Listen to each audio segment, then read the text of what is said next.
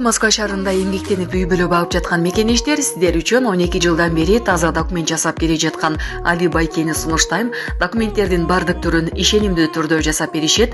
ИНН, СНИЛС, медкнижка, справка, период паспорт, ДМС, ОМС, детский полис, медкарта, трудовой договор, проверка регистрация, проверка запрет, проверка черный список. Эгерде срогу бүтүп калса, базадан чыгып кетсе, Сахаровага барган эмес болсо, 3 айга продление кылып беребиз. Бир айда бир базасын текшерип беришет. Базадан чыгып кетсе, кайрадан киргизип беребиз. Байланыш номер +7929 541 0205 номерине кайрылсаңыздар болот. Али Байке жооп берет. Орусияда мигранттардын балдарына апрелден баштап орус тилинен тест тапшыруу милдети коюлат. Орусиянын билим берүү министрлиги мигранттардын балдарынын орус тилин билүүсүнө методикалык материалдарды жана тестирлөө системаларын даярдоону аяктап жатканын вице-премьер-министр Дмитрий Чернышенко билдирди. Тестирлөө 2025 жылдын 1 апрелинде башталат. Бул туурасында орус басылмалар жазышты. Чернышенко балдардын класстарына карай тесттин деңгээли иштелип жатканын айтып, жылына 155 000 мигранттын балдары Орусиянын аймактарындагы мектептерге барып жатканын билдирген. Белгилей кетсек, 11 декабрда мамлекеттик дума мигранттардын балдарын орус тилинен билимин текшербестен мектепке кабыл алууга тыюу салган мыйзамды кабыл алган. Демилгечи думанын төрагасы Вячеслав Володин, вице-спикер Ирина Ярова баштаган топ бардык фракциялардын лидерлери болду. Бул арада Володин буга чейин өткөрүлгөн ар кандай тестирлөөнүн жыйынтыгына таянып, мигранттардын балдарынын 41% орус тилин билбейт деген тыянагын айткан. Президенттик кеңеш бул мыйзамга каршы чыгып, ал улуттар аралык кастыкты жана чыр-чатакты күчөтөт деп эсептеген. Парламентте мигранттардын балдарынын окуусу тууралуу маселе көтөрүлдү. Парламенттин бүгүн 25 декабрдагы жыйынында депутат Кундузбек Сулайманов Орусиядагы мигранттардын балдарынын окуусу тууралуу маселе көтөрдү.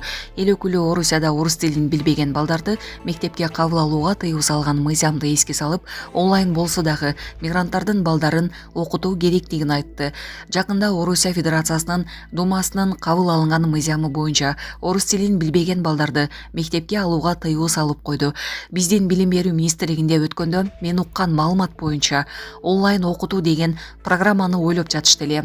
Мына быйылкыдан да сонун жаңылык. Сиз билген жана ишенген Умбем клиникасы эми сизге дагы да болсо жакыныраак болду. Анткени бизде жаңы филиал ачылды. Андыктан келип, өзүңүздүн жана жакындарыңыздын ден соолугуна кам көрүшүңүздү сунуштайбыз. Биздин жогорку даражадагы дарыгерлер төмөндөгү адистиктер боюнча кабыл алат. Стоматология, гинекология, терапия, лор, хирургия, педиатрия, урология, УЗИ жана башка адистиктер. Лабораториялык анализдин 5000ден ашуун түрү алынат.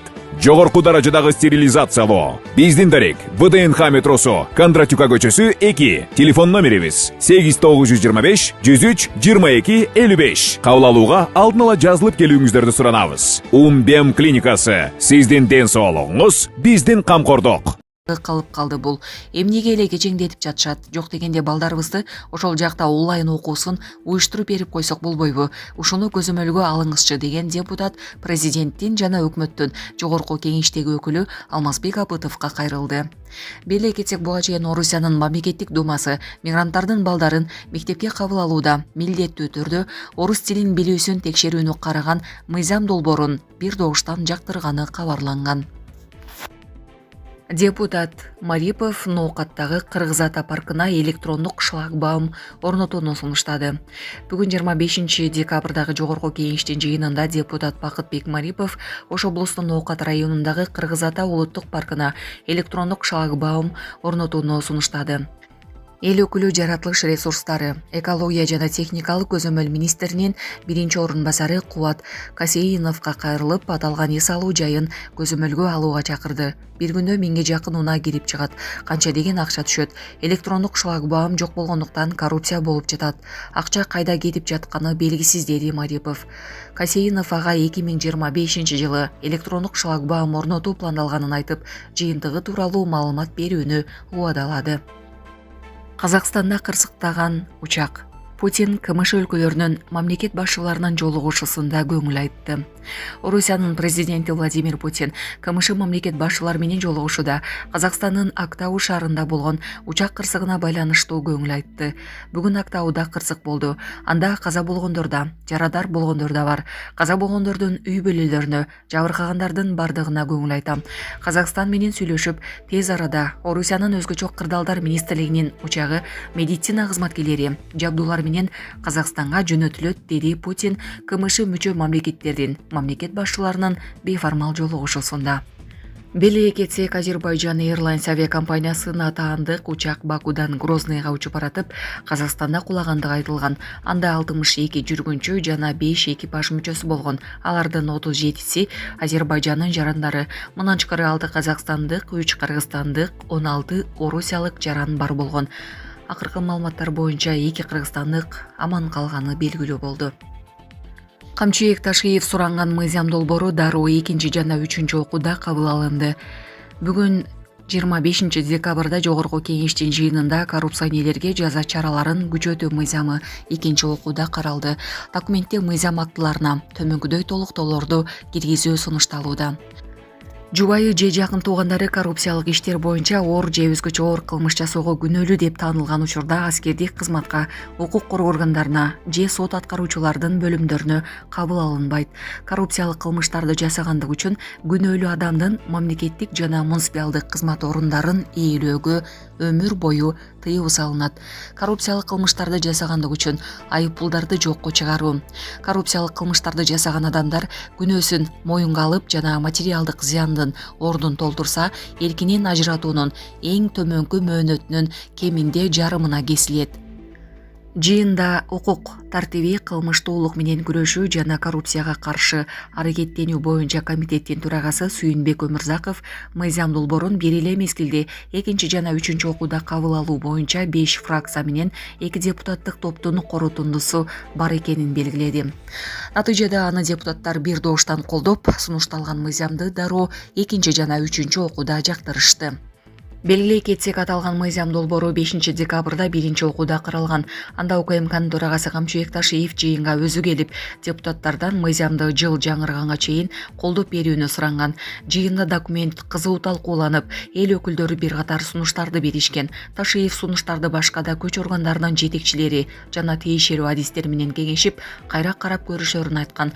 Атайын кызматтын башчысы мындан сырткары кылмыш жаза кодексинде 2025 жылдын 1 январынан тарта айыппулдар жаза катары колдонулбай турганын белгилеп, жаза күчөтүлө турган беренелерди тизмектеген.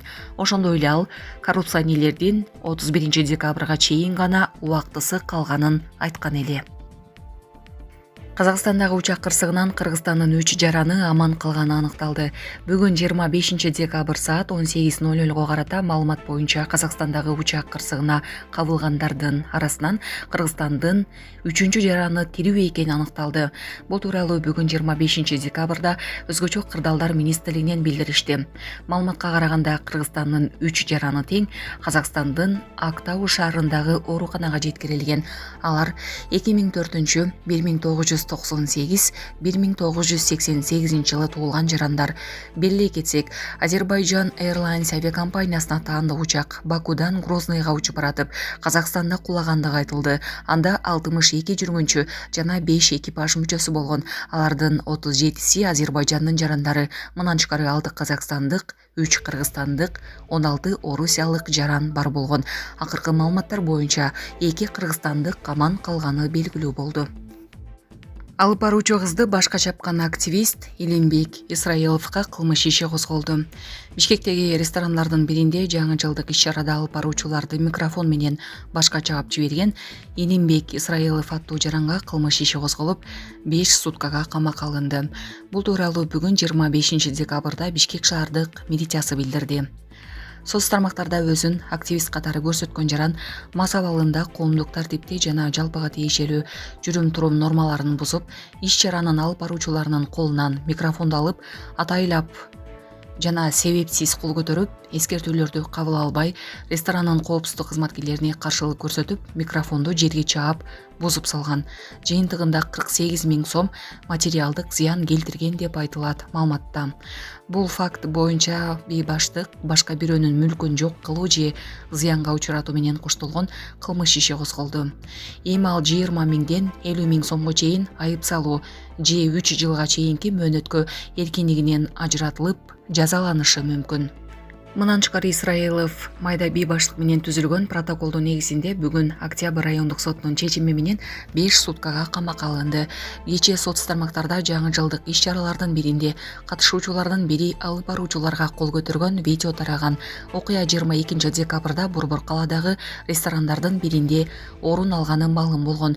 Видеодо ал адам алгач алып баруучу баланын колунан микрофонун жулуп алып башка чаап жибергенин, андан соң кызга кол көтөргөнүн көрүүгө болот.